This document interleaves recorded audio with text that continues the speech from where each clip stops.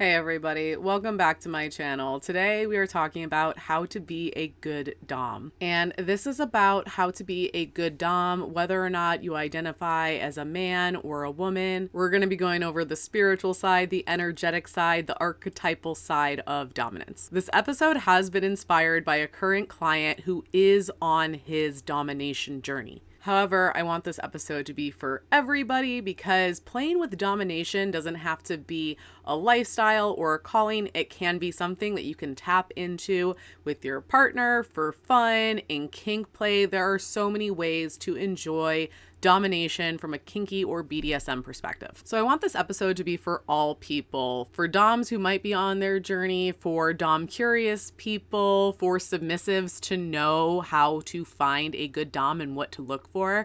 I really want this to be educational for everybody. Now, a lot of the lessons that I'm going to share here are from my experience being a professional dominatrix, but also from guidance and mentoring that I have received from other pro doms, as well as just like my personal journey, my personal experience. Domination is not topping, okay? Topping is just like the physical act of like, I'm gonna throw on a strap on or I'm gonna tie you up and I'm just gonna like do stuff to you. Like, that can also be enjoyable for people, but to me, that's not true domination. Domination is essentially the essence of leadership. It's about guidance, it's about nurturing, it's about stability. Just like the quote from Spider-Man, with great power comes great responsibility. This is very true. A good dom always leads with integrity and does what's best for their submissive. This is essential as a leader, right? You're always thinking about the people that have given you their permission to lead, that have given you the right to lead. You always want to be serving those people. Submission is a gift. And when somebody submits their power to you, it should be accepted with reverence. It's also important before you go on a journey of domination or before you take a dominant role, you have to understand what it's like to surrender. If the domination is all about you and what you want to do and what brings you pleasure and what you desire, and it's very you focused, you're not taking into account the submissive, which means you could be doming from ego and not doming from your higher self. I will say personally, when I was a baby dom, I probably hurt more people than I helped, unfortunately. And this is because I was doming from ego. I was doing it simply for my gratification, for my pleasure,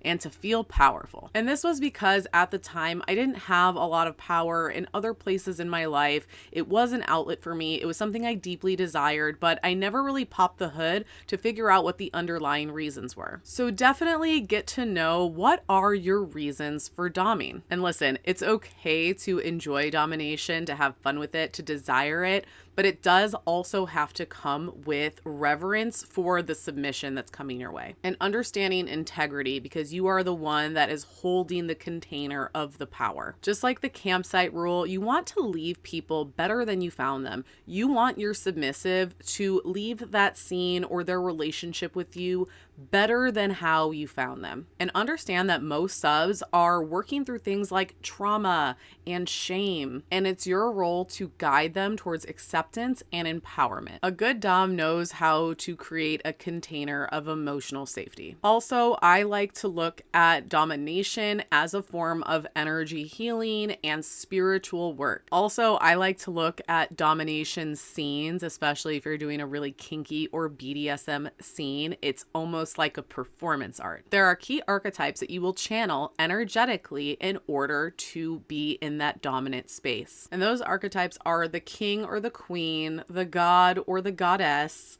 the teacher or disciplinarian, or the master or the owner. There are some other ones too. If you missed my workshop, Archetypal Kink, you can catch the replay. I'll put it in the notes. It was probably one of my favorite workshops where we went over all of this, all of the archetypes in dominance and submission. And there's a bunch of exercises in there for you to do your own shadow work around archetypes. But what you want to understand is that these roles between dominant and submission is a sacred exchange. The dom is providing protection, discipline, guidance. The submissive is offering up vulnerability, devotion, innocence. The submissive is surrendering their power to you. And in this type of container, both the dominant and the submissive can grow, heal, and transform. And even though both sides are doing a lot of healing, the one that is holding and embodying the control element and the leadership elements, there is more responsibility to do your own shadow work. The more you face your own darkness, the more you can help others through theirs. You also want to understand collectively what's going on with the person that you're doming.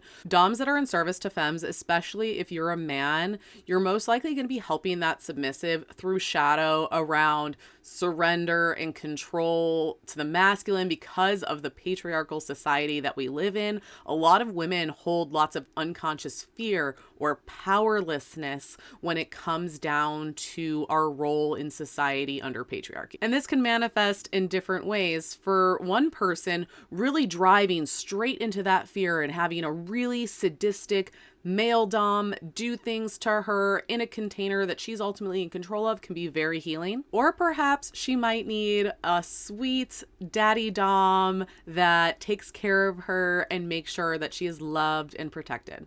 And dominants that are in service to masculine submissives, especially if you are a female dominatrix, you are helping them reconnect to the feminine. I have talked about this before, but with the shift away from the feminine aspect of God, there is a huge gaping hole in the collective where men need a space to connect with and heal with feminine energy. And same thing, that might be submitting to a woman because maybe that's so taboo. Maybe it's something that they can't actually experience in a patriarchal culture. So the scene might be brutal and really dominating. Or there might be a scene where the sub needs a very kind, motherly teacher to help guide him and give him love and support in a kinky way. But all of this said, the one superpower that you're really going to have to employ as a dom is empathy. That's reading body language, reading tone, creating that emotional safety, communicating well with your sub. Again, I dive more into this on the workshop I just hosted, but you have to understand that there's lots of different reasons why submissives want to submit, and you need to understand their motivations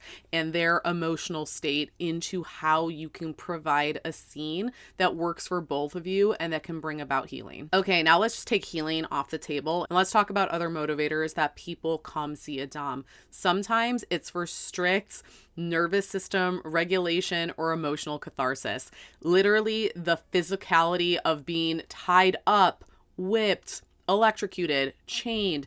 It actually regulates the nervous system by releasing endorphins. Some people repress emotions so much that being in that container is a place where they can freely emote, freely express. So some people simply do it for the emotional regulation as well. Also, it's just psyche balancing. So again, understanding your submissive's life. If you have a man or a woman and they have an extremely stressful, high-powered job, most likely they're going to really want to submit to you and listen to everything that you're going to say and completely give up their power for that reason. Again, it's just understanding the why. Why is it helpful for this submissive to hand their power over to you? Then you know what you're working with. Essentially, what I'm trying to say here is you just really want to understand the energetics of what's going on between you and your submissive. You want to make sure it's a good match, and you want to make sure that you understand their motivations for submitting. And what I have seen, not even from doing this work in particular, but also just from my past life as a pro dominatrix, I did see with myself as well as other people in the industry, the more people came into themselves and did their own spiritual work and really balanced out these dominant archetypes, it changed the energy, it changed the magnet, it actually brought the submissives to them.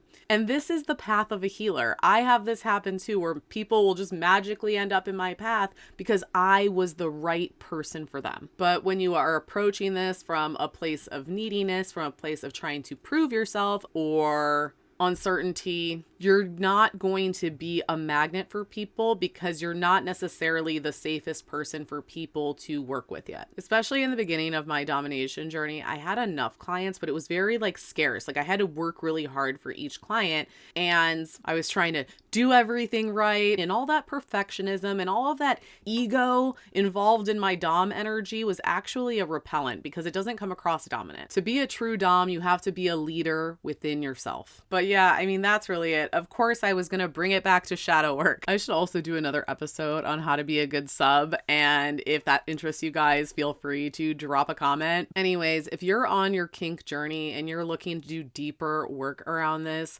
I always offer sessions one-on-one, our first session at no cost, just to see if we vibe. And then if we do, and I think it's a good fit, I will offer you a container to work with me one-on-one. Working with me is great. We go deep. We do shadow work. We do visualizations. We do dream analysis.